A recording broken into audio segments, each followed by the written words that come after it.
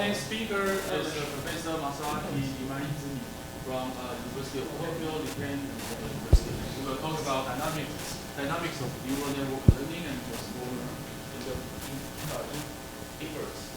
Yeah, thank you for introduction. So I'm Masaaki Imaizumi from maybe Japan. So I'm mainly affiliated to the University of Tokyo, and also I'm also a member of the RIKEN and another Kyoto University. Anyway, so and today, so this is a kind of the machine learning talk. So basically I'm working on the statistics and the machine learning, which is kind of the closer to the kind of the like a computer science.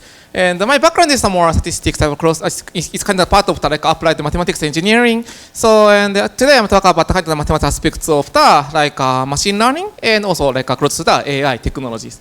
Anyway, and then first I give you the very brief introduction to the kind of our motivation, like dynamic analysis of the neural networks.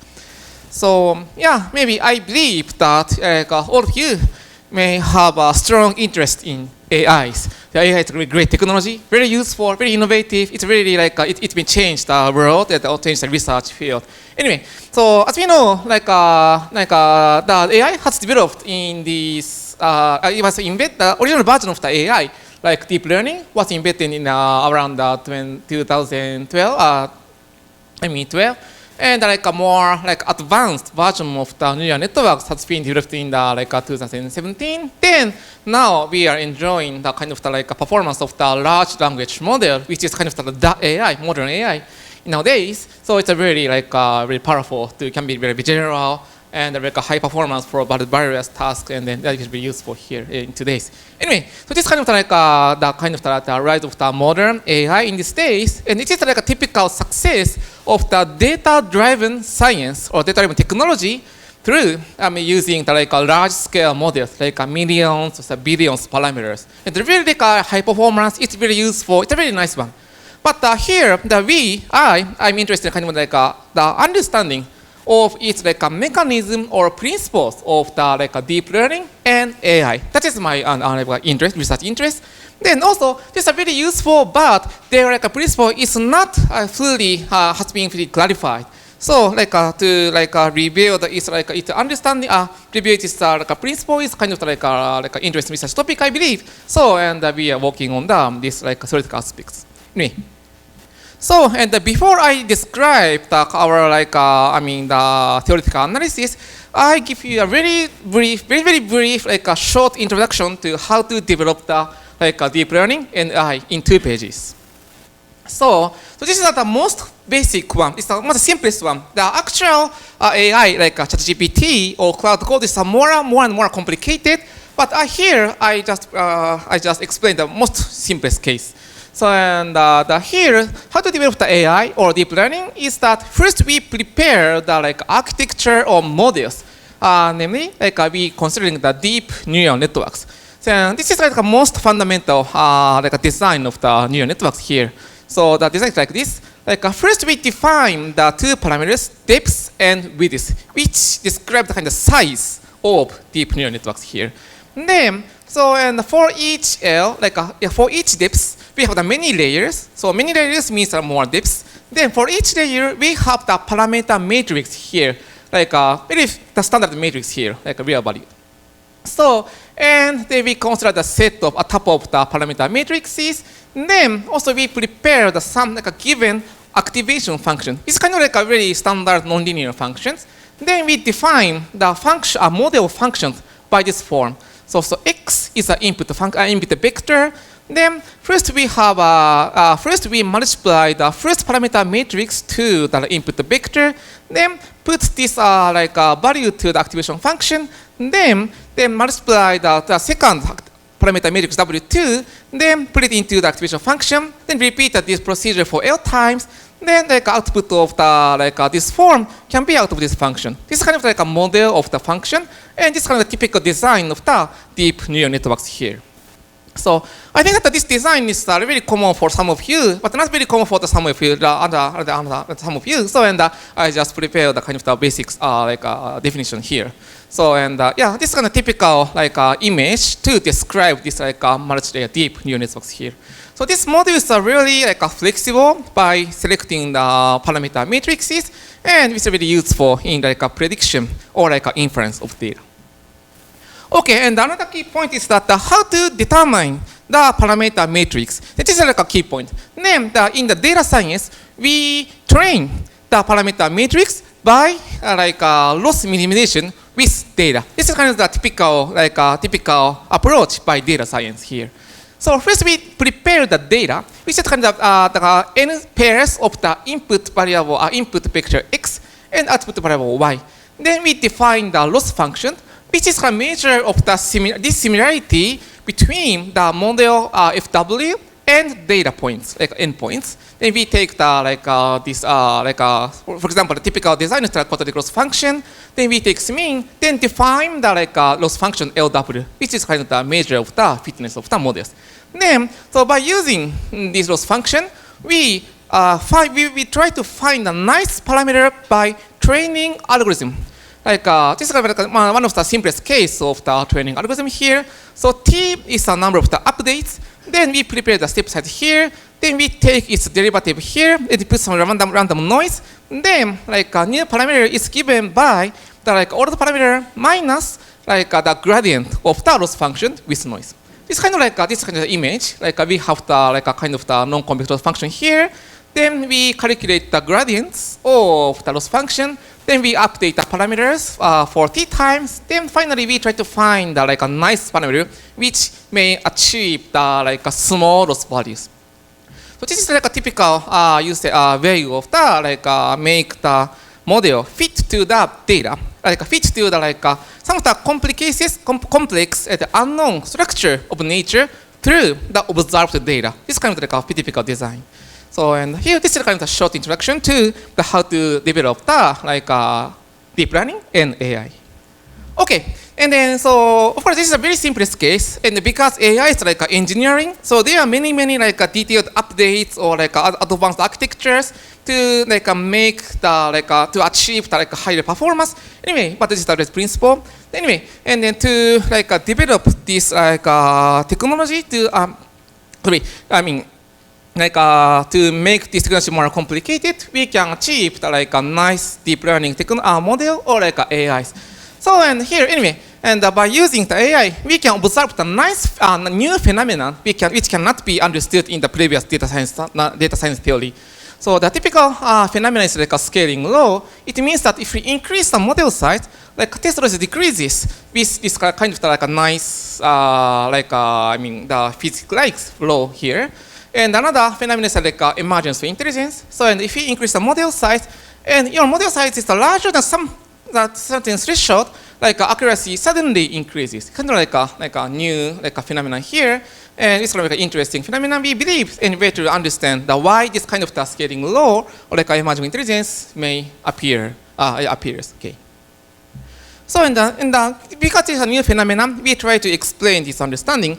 Then anyway, so from 2013 or 14, the many machine learning theorists has joined the research field to try to understand the mechanism of the deep learning and AI. So there are many open questions. So I just pick up the one typical open questions here. So the question is that why deep learning does not overfit? So overfit means that so through the training, your model may memorize the data, but they just memorize, and they do not learn the latent, essential structure in data from data. So in that sense, they memorize the data, but they cannot do a nice prediction with a new unseen data. So it's kind of this phenomenon is called overfitting. So and then so this is kind of we can observe some of the question between the theoretical explanation of the overfitting and actual success of the deep learning and AI. So and maybe 10 years ago or 20 years ago, some classical theory statistics or machine learning theory says that if we have the many parameters in the models, so it may fail. It cannot achieve the high accuracy with testing. Because that we have many parameters, they can easily overfit to the training data, so and they will fail in its prediction. So and some mathematics says that like a test error can be like a proportional to this ratio, like number of the parameters over number of the data. So and this theory says that we should avoid a large model because of this phenomenon. So it's kind of like it has been like a common sense for like from the classical statistics and data science. But here we are like we definitely know that like a larger model is better. So we know that like in the classical deep learning we have the millions of parameters, and more like a more modern AI is like a billions of parameters, and we can observe that like more parameters can be beneficial to achieve the higher accuracy. So in that sense, there's a huge gap between the like a theory and like a practice. So and this question has been raised in the very famous paper about 10 years ago. Then like thousands of papers has tackled to resolve this question or like update the theory to explain this gap. Question. Yes, please. Do you know how many data you have on the right-hand side? Oh, well, yeah.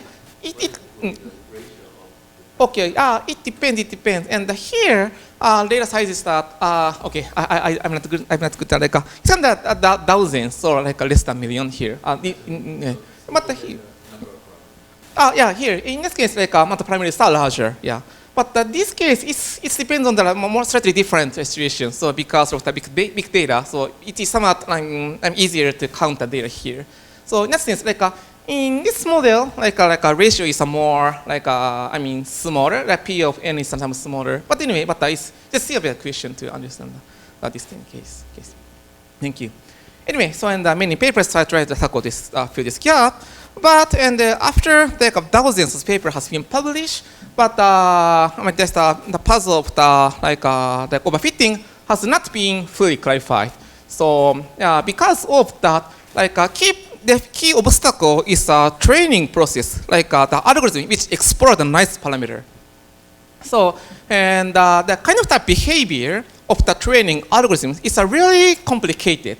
So this is kind of like just an illustration. So this like a surface is actual loss surface, and of all actual surface has like a high dimensional function. So input is 10,000 or something. So but some papers try to visualize like a high dimensional loss surface by the dimension reflection. Then anyways, we can observe the dimension reduced version of the loss surface. But still, that these shapes are really more non-convex, very complicated. So, and the training algorithm will explore the nice parameter between this loss surface. But still, dynamics of this algorithm is not well clarified. So, because it's complicated, so and the current theoretical challenge cannot explain the dynamics of the training algorithm precisely. So, and many theorists only theory could do is that a more less precise analysis. It means that the inequality based or many approximations or order-based analysis. But after many papers has been published, but many papers are criticized that there's still a huge gap between the theoretical explanation by using this theory and actual deep learning and actual AI. So in that sense, there still be significant challenges to explain the puzzle of the overfitting here. Okay, and the key difficulty, key fundamental difficulty is here, how to describe the dynamics here. So, and because as I said, dynamics of training algorithms are very complicated and very high dimensional and very non-convex. So, and only theory could do is that more static analysis. If we have the loss functions here, then the many theory has mainly studied on some parameter after training. Suppose that we observe the global minimizer of the loss function, then analyze this value. But this is kind of more less powerful. It is not realistic to achieve this this minimizer, and also analyze this part is not as precise as to explain the actual deep learning. So in that sense, so we should focus. Some people has claims that we should focus on the more dynamic aspects of the deep learning. So and how they are trained. So because those functions are really complicated, then we should still pursue the trajectory of that training algorithm, then reveal its properties precisely. That's kind of the key direction here. So and yeah, and this kind of the key like how do you message here? Like dynamics can be like a key to understand the deep learning or like a property of the deep learning and neural network and AI.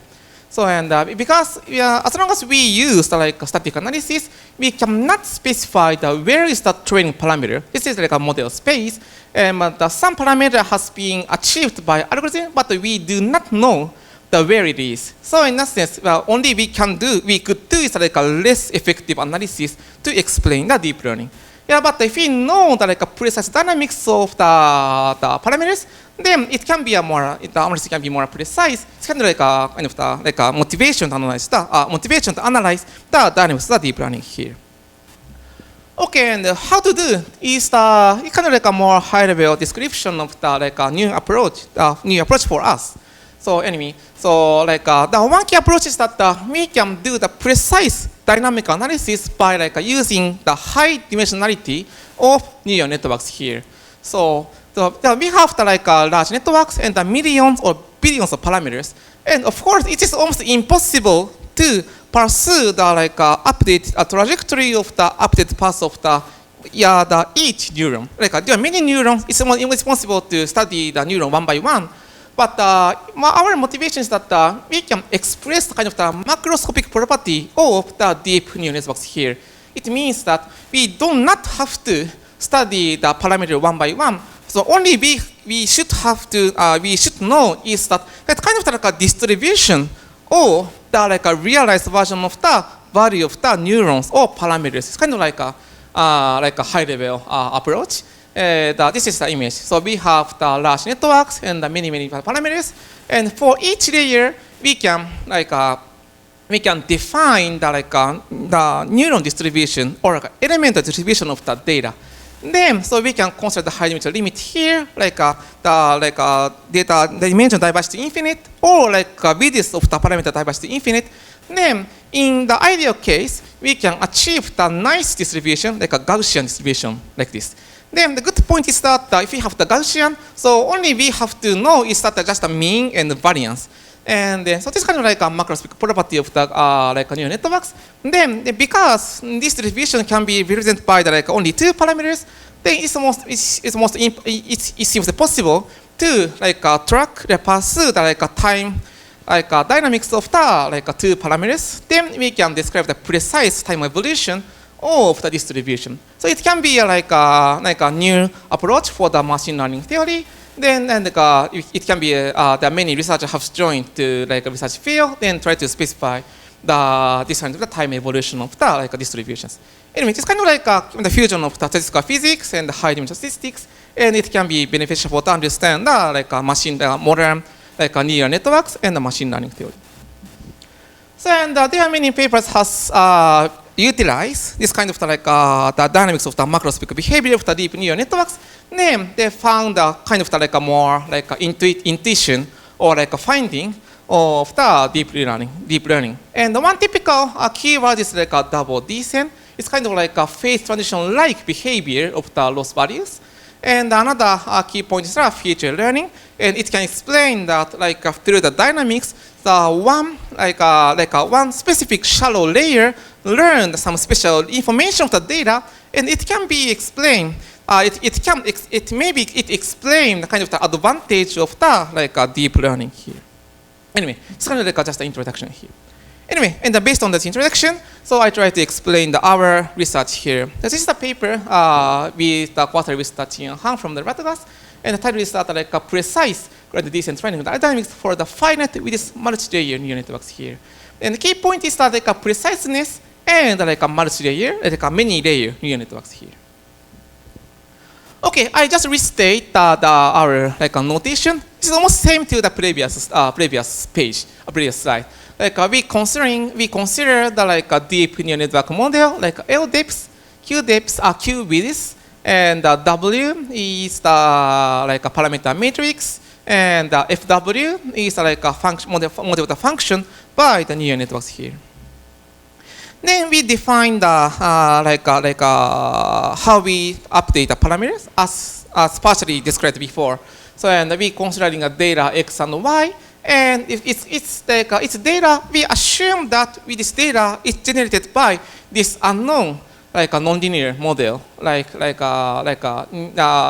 phi and mu star is unknown parameters and unknown function, and xi is an independent Gaussian noise. Then we define the schedules function, and LW is the, that's the useful function. Then, yes, please. Why do you use that for Yes, yeah, there are two motivations, and the first one is that because of the technical requirement, we will prove that so we can achieve a nice result, and toward the result, so maybe it is necessary to introduce this kind of the structure of the data. This is the first motivation. And the second motivation is that related to the keyword feature learning. So in our field, how to extract the data is analyzed by how your model can estimate the unknown parameter mu star. In that sense, mu star has a special meaning in research field. So that's the second reason we put this model. So it's actually simple to install because in general you don't know the function form, right? The way that you put that function form, you only force that it's similar to a new network. So new network has similar kind of structure as well. Well, I mean, so as an algorithm, we do not have to know this form, but for theory, we need this form. So in that sense, it's kind of limitation of our theory. So to complete the proof, to prove the consistency of our theorem, so this structure is the theory. Of course, it's kind of limitation, but it's not easy to relax this assumption. So in that sense, it's kind of a technical requirement here. Thank you. Okay, and then we define this algorithm again. So and this is a training algorithm, named the gradient descent, GD. We update this parameter for t times, then achieve the nice for each small t. So we can define the kind of the nice a parameter here. Then okay, and our interest is kind of this generalization error, which is kind of almost equivalent to the test error. So they finish like that, like this, with given parameter wt. So and we measure this value. It means that okay, we define the a random variable x and y, which is not from the training data. This is completely new data. Then so after training, so we after t updates, so we generate the new data x and y. Then measure the loss value again, then take expectation. It means that so because x and y are very completely new for wt, so in that sense, this value is a measure for the prediction for with the new unseen data, so a fresh data. So it's just a key value in machine learning. Then more precisely speaking, so we are interested in this value. So our interest is how to specify the dynamics of the generalization error. It means that so we so it is a generalization error, and we try to specify the value of the EWT for each small t here. And then of course to enjoy to utilize the high dimensionality, we considering define this form sample size small m and the data dimension m diverges to infinite while the ratio m over n converges to some finite positive constant phi. So and our interest is that we try to specify this value. So at the limit of this generalization error for each t. This is our research goal here. Okay, and then before also we put additional notation, but it's okay anyway. And just for ease, we define we align the data vectors and define the word x. And then so we also put a pre-activation vector, pre-activation matrix, which means that it's kind of a multiplication of the word x and w1, and it's a value of the first layer before the activation. So and we set a pre-activation of the first layer. Okay, then we go to the more specific research background. So and as I said, so it just come out more there are many studies try to utilize this approach. We focus on the dynamics of the element distribution of the many parameters or many neurons. So it can be beneficial to analyze the macro aspects of the high dimensionality. So key part is that, okay, if we for each layer we have tuple activation here, then we define the, with given high dimensional vector, we define the element distribution like this. With given d-dimensional vector, we can define the some probability distribution. And then, by using limit theorem, so we can define the, we can enjoy the nice form of the, distribution of the elements. Okay. So, and there are many, new researches to specify this kind of the generalization dynamics of the training error or generalization error. So, and I picked up the 4 very famous researches, from NTK or mean field, dynamical mean field tensor programs. And every study is more like a machine learning with machine learning theory research. So, some terms comes from the physics, as we can see. So, but it's their design is more specialized to the deep neural networks. So, and then the 1 and 2 is kind of the more specialized to the more okay. And this plane, this axis, horizontal axis shows that your setup is simple or real. So simple means that the number of updates is very small, or real means there are many updates. And this vertical axis shows that the setup is shallow or deep. Shallow means that the layer is 1 or 2. Then deep means that the area is the depth is 3 or more. It's kind of like this setup. And some classical theory, 1 or 2, is more specialized to the simple case or shallow case. And more modern theory, 3 and 4, is designed to utilize analyze the more deeper setup, there is 3 or 4, 3, 4, 5, 6, or something. Anyway. Yeah, but one limitation is that 3 is more really physics flavored, but mathematically it's not rigorous.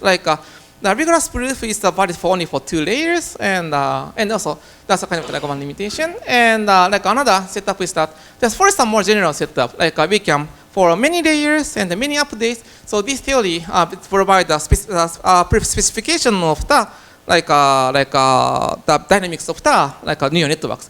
But so they provide some numerical equation to describe the generation error, the training error. But one shortcoming is that it needs the exponential time to exactly calculate the solved equation. So it's kind of it's kind of limitation to utilize this this theory. Anyway, so and our research question is that okay, so there are many nice great researches, but we are interested in this form, this regime. So our question is that it is possible to analyze more deeper networks in the more real situation, many updates with reasonable computational complexity. Okay, or time is somewhat limited. Okay, I'll be quick. So, and our answer is that, okay, and our technique is based on to track, pursue the time evolution of the distribution of the elements. Yeah, but the difficulty comes from the time correlation. So, and before the updates, so and we have this element distribution of the pre-activation. Before the updates, it's just completely Gaussian. It's very useful. It's easy to analyze. But one limitation is that after many updates, so they are getting they are more closer to the non-Gaussian case because of that. So after many updates, many elements are correlated. So and so as we know, correlation makes distribution far from Gaussian. So in that sense, after many updates, it's also impossible to mathematically track the non-Gaussian distribution. So it is very difficult. So, but in that case, but our one key technique is that on-stagger correction in this research field, there is a nice correction term to reduce the effect of the time correlation. So, and if we put some special term to the algorithm, so we can reduce the non-Gaussianity. Then after many updates, we can enjoy the Gaussianity. So it's possible to analyze the precise dynamics. It's kind of one key technique developed by these papers. So and this kind of in this paper shows that in the more simple setup, linear regression, so and the kind of the on-stagger correction, correction term has to specify this form, and by using this form, so we can specify that after many updates, element distribution of the high dimensional parameters has a kind of the known form. It means that it's a known distribution, this is the Gaussian, and a scaling term defined by the known recursion formula. Then eta is also a known function. In that sense, for each time t, So in the linear regression case, we can specify that like this distribution have like this distribution. So and this is like a simpler case. That in the linear regression case, these papers has developed a fundamental like a technique to analyze this form. So, and okay, to apply this technique to the more deep learning case, we need a more complicated techniques, like a generalized version of the first order method. So it can be, I skip the details, but it's some like a more specialized like a correction term to reduce like a more longer time correlation. So it can be useful to handle the like a strong nonlinearity of the deep learning here. So, and then anyway, so based on this technique, so our strategy is that, so we know, we start with this setup, like many layers, and width is the finite, and input is the high dimension. So, and in that sense, so we focus on the only this layer has a nice, like this elemental distribution of the parameters, then track this like distribution of the track this dynamics of the distribution, like a state evolution.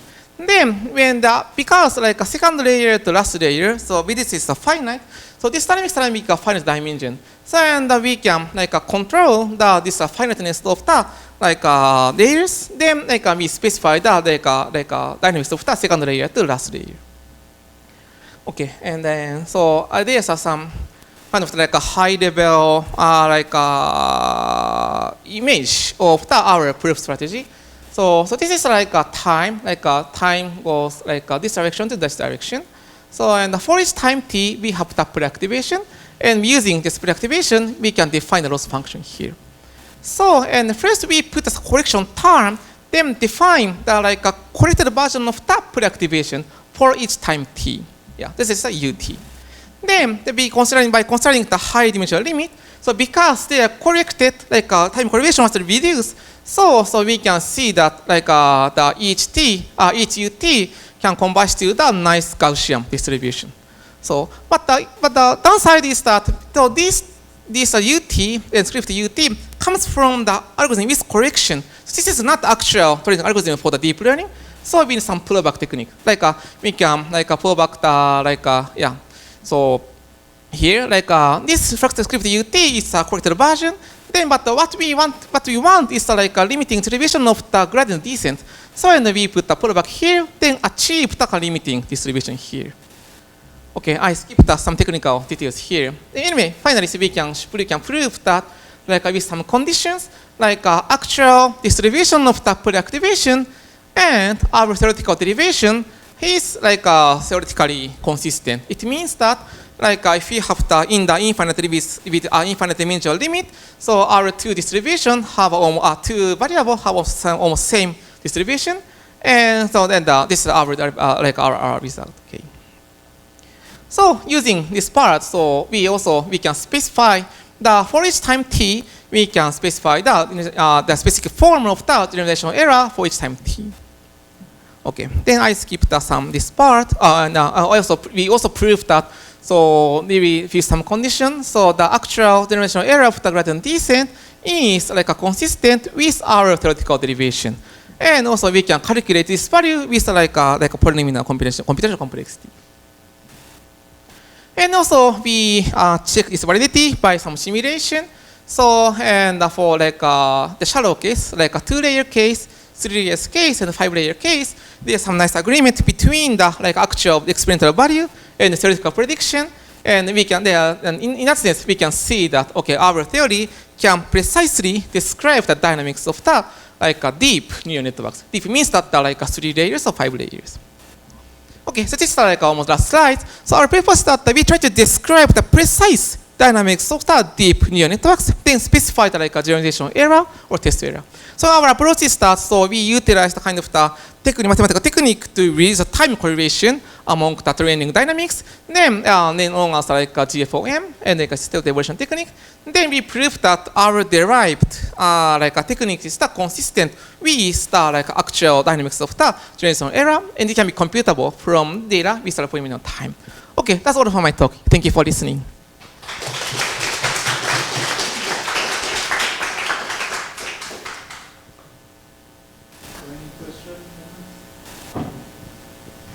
Very nice talk, thank you. I have a couple of questions. So the first one is,